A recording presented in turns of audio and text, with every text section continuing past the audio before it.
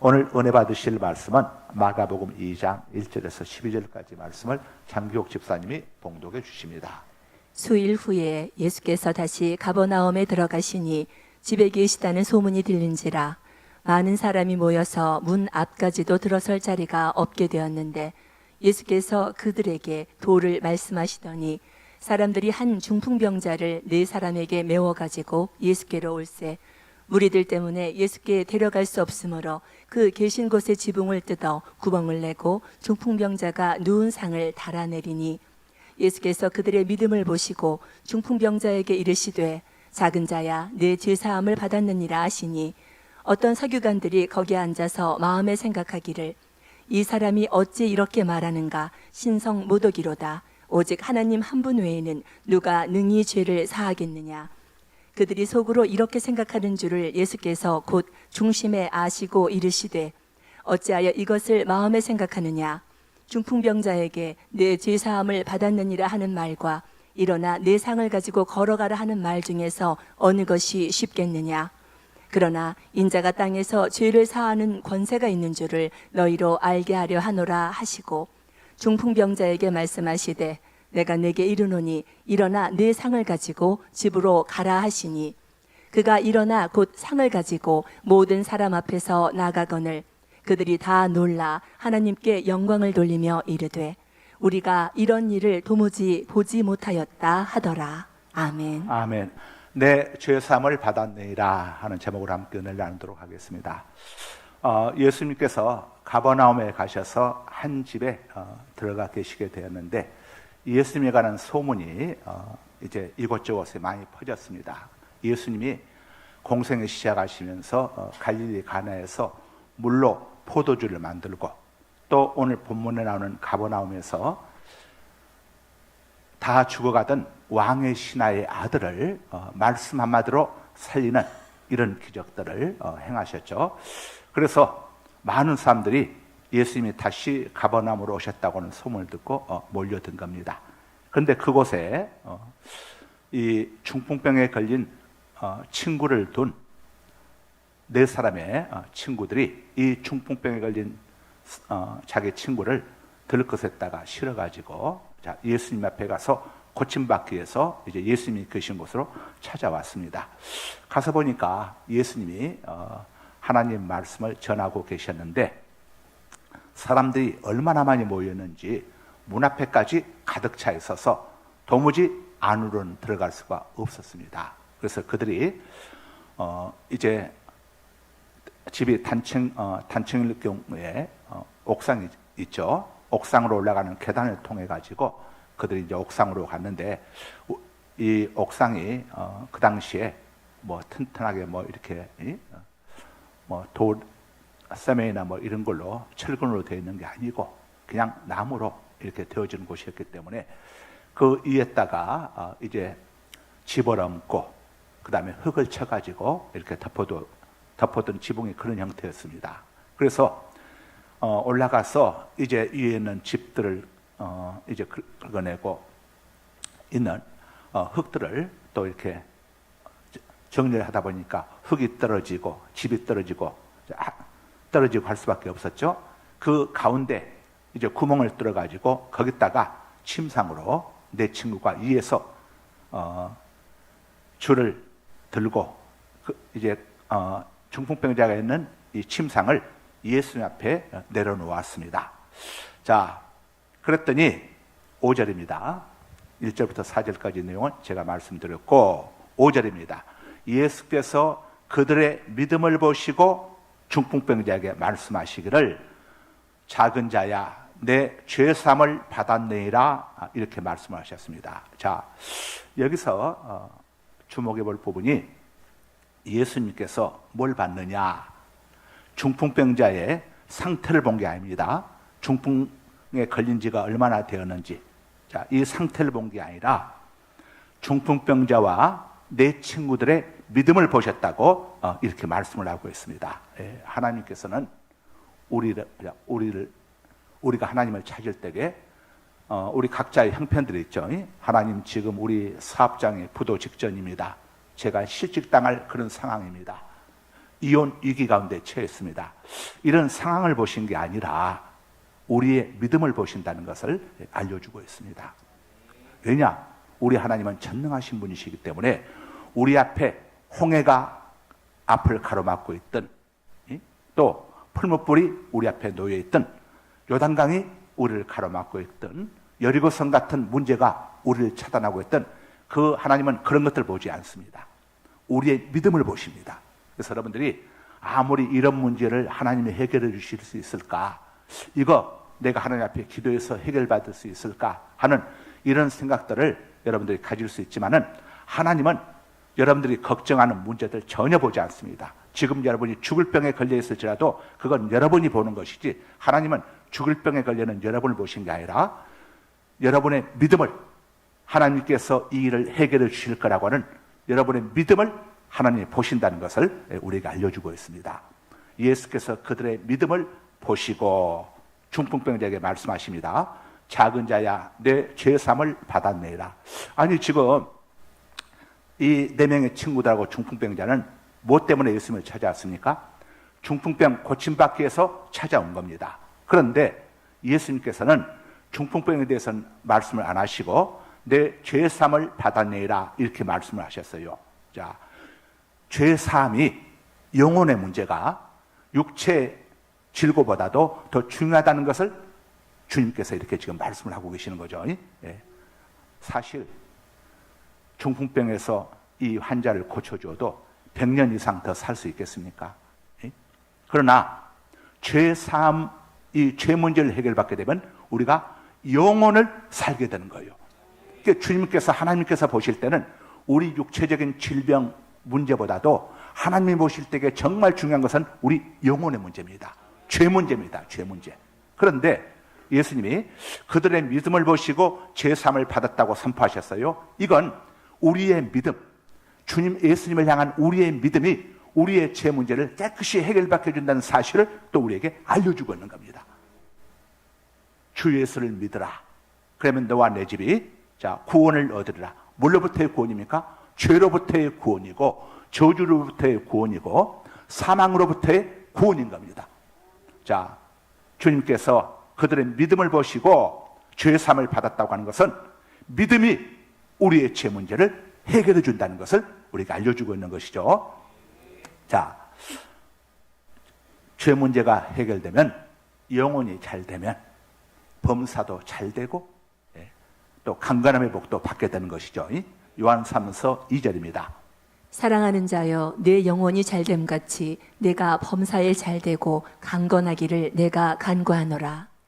자, 6절에서 7절입니다. 예수님이 죄사함을 선포했어요. 그랬더니 서기관은 율법을 연구하고 해석하며 백성들에게 가르치는 율법학자, 오늘날로 치자면은 신학대학원의 교수님들쯤 되는 분들이죠. 자, 이 서기관들이 예수님의 죄사함 선포에 대해서 속으로 생각을 한 겁니다.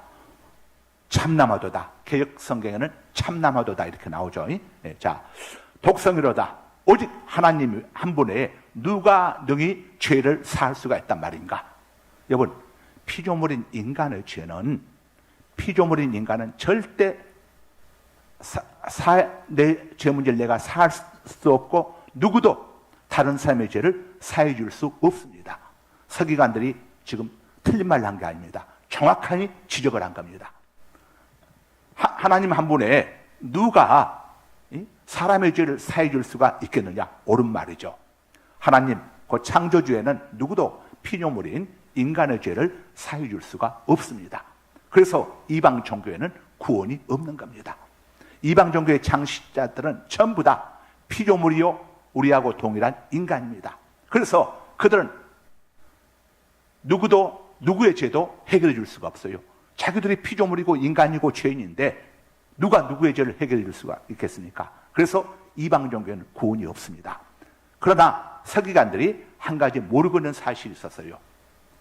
그들은 예수님을 인간으로만 바라본 겁니다. 우리 예수님은 인간의 몸을 입고 이 땅에 오셨지만 그분의 본래 정체는 창조주 하나님이십니다. 마태복음 1장 23절입니다. 나사렛이란 동네에 가서 사니 보라, 처녀가 잉태하여 보라 처녀가 잉태하여 아들을 낳을 것이요 그의 이름은 임마누엘이라 하리라 하셨으니 이를 번역한즉 하나님이 우리와 함께 계시다 함이라. 화면 띄워주세요. 보라, 처녀가 임신을 해서 아들을 낳을 것이다. 그 아들의 이름을 임마누엘이라고 부르도록 해라. 그 임마누엘의 의미인즉 임마누엘의 뜻을 해석하자면은 하나님께서, 창조주 하나님께서 피조물인 인간과 함께 동거하시기 위해서 오신 분이시다. 그러니까 예수님은 창조주 하나님이신데 피조물인 인간과 함께 거하기 위해서, 인간의 죄를 사해 주시기 위해서 인간의 몸을 입고 이 땅에 오신 창조주 하나님, 성자 하나님이시다는 것을 가브리엘 천사가 마리아의 정혼자인 지금 요셉에게 알려주고 있는 겁니다. 여러분, 우리 예수님이 이 땅에 애 오셨습니까? 마태복음 1장 21절입니다. 아들을 낳으리니 이름을 예수라 하라. 이는 그가 자기 백성을 그들의 죄에서 구원할 자이심이라 하니라. 자, 아들을 낳으리니 그 아들의 이름을 예수라고 하라. 이는 그 아들이 자기 백성을 그들의 죄에서 구원할 자이심이라 하니라. 예, 그러니까 예수님은 하나님의 아들이신데, 자, 예수님을 왕으로 영접하고 섬기는 믿음의 백성들을 그들의 죄에서 구원해 주시기 위하여 이 땅에 오셨다는 것을 성경이 밝혀주고 있습니다. 예수님이 이 땅에 오신 가장 큰 이유, 자기 백성을 죄에서 구원해 주시기 위해서. 다시 말하면 예수님은 인간의 죄를 사해 주실 수 있는 전능하신 창조주 하나님이시라는 것을 마태복음 1장 21절로 23절이 우리에게 알려주고 있어요. 동의하십니까? 인정하십니까? 아멘이십니까? 믿어지십니까? 예. 그래서 10절에서 예수님이 죄사함의 권세를 가지신 하나님 되심을 밝히시죠. 그러나 인자는 예수님 당신을 가리킵니다. 땅에서 죄를 사하는 권세가 있는 줄을 너희로 알게 하려 하노라 하시고, 자, 그러니까 예수님이 이 중풍병자에게 죄사함을 선포하신 이유가 바로 예수님이 우리의 죄를 사해 주시는 권세가 있다고 하는 사실을, 다시 말하면 당신이 창조주 하나님이라는 사실을 그들에게 알려주시기 위해서 하나님이 일부러 이렇게 지금 선포하신 겁니다. 우리가 예수님을 믿을 때에 어떻게 알고 믿느냐가 굉장히 중요합니다. 예수님을 이 부처님이나 공자님이나 모하메드 정도로 이런 정도의 사람으로, 동등한 사람으로 알게 되면 이건 큰일 납니다. 왜냐? 부처님이나 공자님이나 모하메드는 피조물이고 인간입니다. 우리하고 똑같습니다. 그러나 예수님은 피조물이 아니세요. 창조주이십니다. 인간의 몸을 입고 오셨지만 그분은 성자 하나님이십니다. 그래서 예수님에 대해서 바르게 아는 이 지식이, 이 바른 믿음이 우리를 구원해 이르는 것이죠. 자, 마태복음 16장 13절부터 16절까지 한번 읽어주세요. 예수께서 빌립보 가이사랴 지방에 이르러 제자들에게 물어 이르시되 사람들이 인자를 누구라 하느냐. 스톱. 앞에 다시 예수님께서 빌립보에 있는 가이사는 로마 황제 이름을 지칭한 거죠. 빌립보, 로마 황제를 기리기 위해서 세운 신도시가 바로 빌립보입니다. 이곳에 이르러 가지고 예수님이 제자들에게 묻습니다. 세상 사람들이 인자, 나를 누구라고 생각하고 있더냐, 누구라고 부르더냐고 물었습니다. 그랬더니 자, 제자들이 대답을 합니다. 그 다음 이르되 더러는 세례 요한, 더러는 엘리야, 어떤 이는 에레미야나 선지자 중에 하나라 하나이다. 사람들이 이야기를, 어떤 사람들은 죽었던 세례 요한이 살아왔다고 하고, 어떤 사람들은 엘리야 선지자가 다시 돌아왔다고 하기도 하고, 어떤 사람들은 에레미야 선지자가 다시 돌아왔다고 하기도 합니다. 이렇게 대답을 했습니다. 그런데 우리 예수님은 세례 요한, 엘리야, 에레미야하고는 비교 자체가 불가능한 분이죠. 세례 요한, 엘리야, 에레미야는 인간이고 피조물이지만 우리 예수님은 창조주 하나님이십니다. 자, 사람들이 이렇게 대답한다고 했어요. 그랬더니 예수님이 이렇게 묻습니다. 이르시되 너희는 나를 누구라 하느냐. 너희는 나를 누구라고 생각하느냐. 나도 그런 선지자들 중에 하나라고 생각하느냐고 물었습니다. 자, 그랬더니 베드로가 대답을 합니다. 시몬 베드로가 대답하여 이르되 주는 그리스도시요 살아계신 하나님의 자, 아들이시니이다. 그대로 띄워주세요. 시몬 베드로가 대답하기를 주는 그리스도시요, 그리스도는 메시아, 구세주, 구원자라고 하는 뜻입니다. 주는 우리를 죄에서 구원해 주실 그리스도 구원자이시요 살아계신 하나님의 아들입니다. 하나님의 아들이 무슨 말입니까? 호랑이 아들은 호랑이, 사람의 아들은 사람의 듯이 하나님의 아들이라는 것은 당신은 하나님이십니다라고 고백을 한 겁니다. 그랬더니 자, 예수님이 어떻게 반응하셨을까요? 그 다음 예수께서 대답하여 이르시되 바요나 시모나 내가 복이 있도다. 이를 내게 알게 하니는 혈육이 아니요 하늘에 계신 내 아버지시니라. 스톱. 그러자 예수님이 대답을 들으시면서 바요나 시모나, 바요나는 요한의 아들간 의미입니다. 요한의 아들 시모나 네가 복이 있도다. 이를 내가 누구인지를 너에게 알게 해준 분은 혈육이 아니고 네가 세상에서 얻은 지식이 아니고 누가 가르쳐줘서 얻은 것이 아니고 네 속에서 나온 것이 아니라 하늘에 계신 내 아버지 하나님께서 성령 하나님께서 삼일체 하나님께서 너에게 이 놀라운 비밀을 알게 해주는 것이다. 그러니까 성령을 받게 되면은 예수님이 하나님 되시고 예수님이 온 세상의 유일한 구원자 되신다는 이 사실을 확신하게 되고, 그래서 예수님 때문에 우리가 순교도 하게 되고 예수님 때문에 어떤 모든 고난, 어려움도 우리가 다 감수하고 믿음을 지킬 수가 있는 겁니다. 여러분이 예수님을 부처님이나 공자님이나 모하메드 중에 한 사람으로 안다면은 그 믿음은 안 됩니다. 여러분, 그 믿음은 하나님께 인정받는 믿음이 안 됩니다. 어떤 믿음을 가져야 합니까? 예수님만이 우리의 죄 문제를 해결해 주시는 유일한 구원자 되신다고 하는 사실, 이걸 여러분이 여기에 동화시해야 하고 이 사실이 깨달아져야 하고 이 사실이 믿어져야 하는 거예요. 동화하십니까? 인정하십니까? 아멘이십니까? 예수님이 인간의 몸을 입고 오셨지만은 예수님은 하나님의 아들, 하나님이시다는 사실, 호랑이 아들은 호랑이, 사람의 아들은 사람이듯이 하나님의 아들, 하나님, 성자 하나님이라는 사실이 여러분이 인정되어지고 동무가 되어져야 하는 거예요. 여기에 동의하십니까? 인정하십니까? 아멘이십니까? 이 믿음이 어디서 나오느냐? 네 속에서 나온 게 아닐 겁니다. 이건 누구의, 여러분이 이것이 깨달아지고 믿어지는 것은 성령님의 역사, 하나님의 은혜가 아니고는 이 믿음을 가질 수가 없다 이거예요. 이 믿음을 가진 자는 지금 예수님께서 말씀하신 것처럼 내 죄사함을 받아내라. 그래서 예수 믿은 예수 앞에 나오면 모든 죄 사함 받고 주의 품에 안겨 편히 쉬게 되는 거예요. 인정하십니까? 자, 세상의 모든 피조물은 하나님이 창조하셨습니다. 창세기 1장 1절입니다. 태초에 하나님이 천지를 창조하시니라. 또 31절입니다.